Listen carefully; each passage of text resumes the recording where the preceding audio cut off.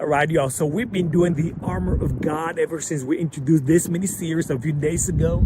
And yes, we're talking about all things armor of God / the armor of the Christian.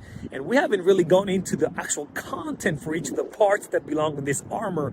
We have only been easing into the topic itself. Today, I want to let you go off for the weekend with a few thoughts. Did you know that the word armor in scripture occurs upwards of 30 times, and to be more specific, in the NASB it occurs 36 times. I love that version because it adheres, it respects the original. So upwards of 30 times, 36 in the NASB.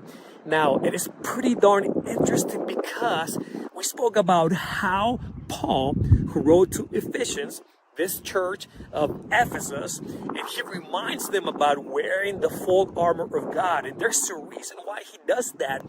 You would not bring this up unless it was a need. It was something important to relate to someone, right?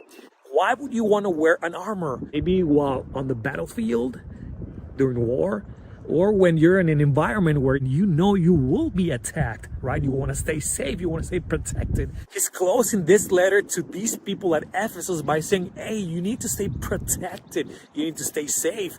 And verse 10 tells us that he says, you know what? You can be strong in the Lord. You need to be strong in the Lord and in the strength of his might. How do you do that? And then he says, you know what? Just put on the armor of God. That's all you have to do. Put on the armor of God. Something really cool and neat is that, did you know there's another armor that he talks about too?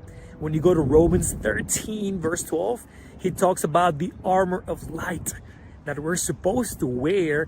Put on the armor of light. Can you believe that? Really cool. And it ties in with the whole theme or subject, the content that he addresses during Ephesians 6:11 through 17 as well. Paul elaborates in Ephesians 6 verses 11 through 17, but especially verse 12, he says, you know what? The struggle we face, the things we wrestle with, it's not other people. It's not other people. The struggle and the thing we wrestle with is of supernatural and spiritual nature. So that's something that we need to be aware of. And in order to be able to withstand and do so in an effective way, you have to wear this armor that he talks about in order to be strong in the Lord and in the strength of his might. One last thing. On verse 11, Paul says, put on the full armor of God. Only to come back again, verse 13, and say it again exactly the same way. Put on the full armor of God.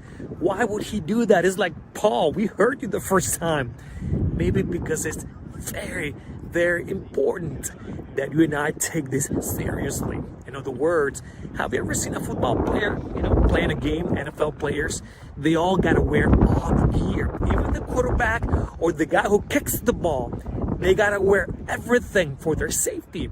And I've heard that you can't even touch the quarterback and still he has to wear everything for his safety. Can you believe one of these days a quarterback coming out without the helmet saying, you know what, they can't even touch me, so I don't need to wear the helmet, or I don't need to wear the shoulder pads and stuff like that. You got to wear all the gear. You got to wear every part of the armor in order to be entirely safe and 100% efficient. God bless you. See